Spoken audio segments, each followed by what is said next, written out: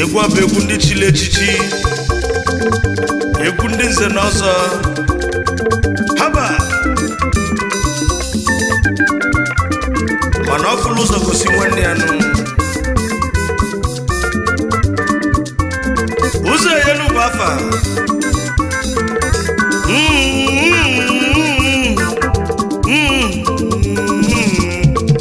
egwu ndị nze na ọzọ egwu ndị nze na ọzọ ịmaga eze a na-atụ anya obi nwoke na uchu n'ubi agbala egwu m ọrụ obodo obi agbala egwu m nye mmadụ ojukwu mụ na-ebula egwu ọ bụ nweze na-ekwu nweze ọ bụ mụ bụ onye mmadụ chukwu na mmanụ nweze nnụnụ chukwu bi n'ọzara onye ndị mozi na-agwa okwu ikuku kwu okwu na nna anụ mmiri kwu okwu na nna anụ a ọ dị bụ ọbụla feki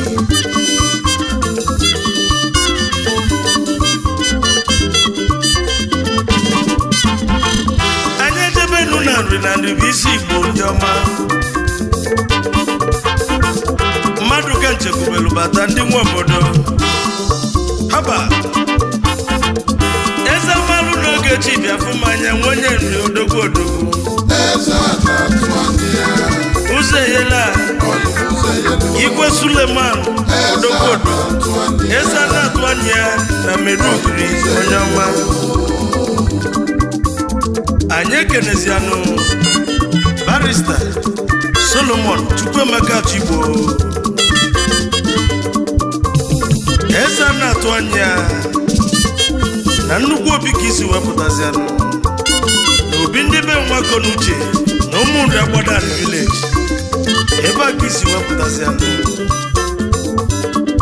ụzọ yelu eze amalụ managing director Nwakọnuche Farms unu nwere ife niile unu na-azụ ọkụkọ ezi English dog ife dị iche iche onye amalụ unu na mmanụ ụzọ yelu omeọgọ ndị mere ọgọ na basimuke na-eyinu ụmụ ogbenye kedu maka ndị iziri ụzọ maka na isi na ọmalụ ụzọ gosi nwanne ya maka echinu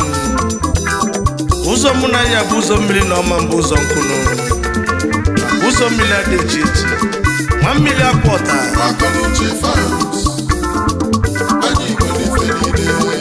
mmụọ chukwu zi megunu ọgbanje na-agwa m okwu chukwu haba ọmalụ ụzọ gosi nwanne ya maka echi onye mmalụ ụzọ gosi nwanne ya maka echi ụzọ eyelu si n'egwu m ga-elu UK si n'egwu m ga-elu UK luo Island barista Solomon Chukwuemeka Chigbo bịa onumekene ndị be nwakọ na uchu n'ubi agbala egwu bịa gbala egwu mụ bụ onye ọmata ụzọ eyelu bịa eze amalụ onye ọma ewere egwu ahụ echichi kenelu matụ amalụ ugbo bulie gbawalụ onye ka na-egwu maka ya Mr. Robinson Iba Monwu Chigbo atụ amalụ ube obulie gbawalụ nwenye nri anyị lotele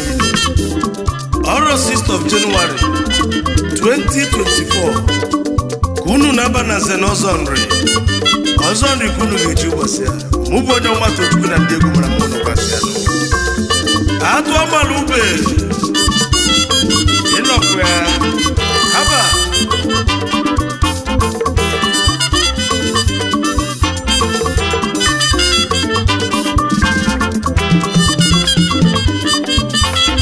isi n'ụlọ egwu nwunye megharịnụ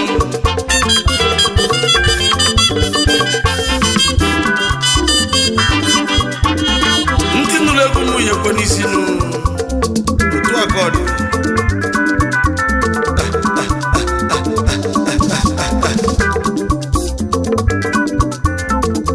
ebulu nwago m wee jebeze n'italo onye ka njekwubere jebe ijije na-esolu mma bịa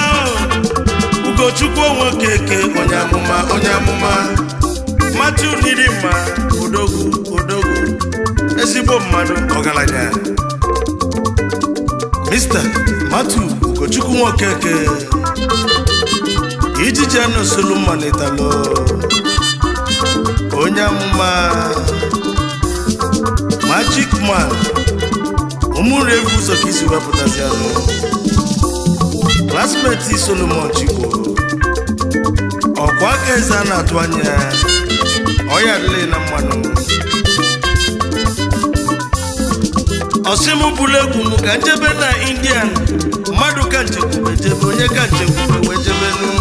haba ojije makụ onye nribịa Sunday Oduenyi jije makụ onye ọma Sunday mmadụ abụrụchukwu Oduenyi ojije makụ 1 na nri onye ọma na ịnọ n'India ọkwa aka ya ilotere ihe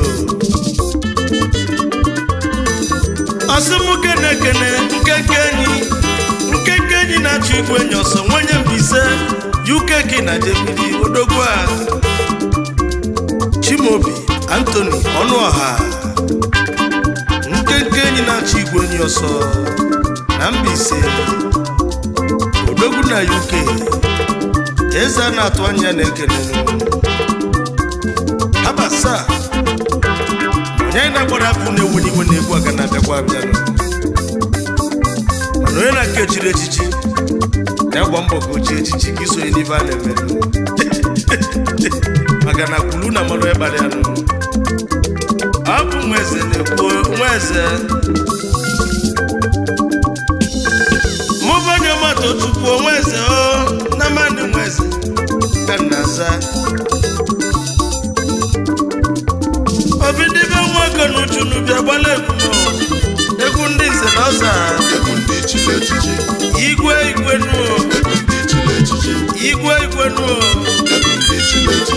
ndị nze na ọza nri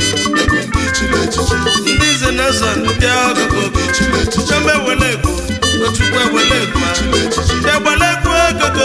obi kekele egwu kelekele egwu kelekele tochukwu kweze kelekele egwu kalama ụzọ yelu mọgọ ụzọ yelu bụ alụsị ego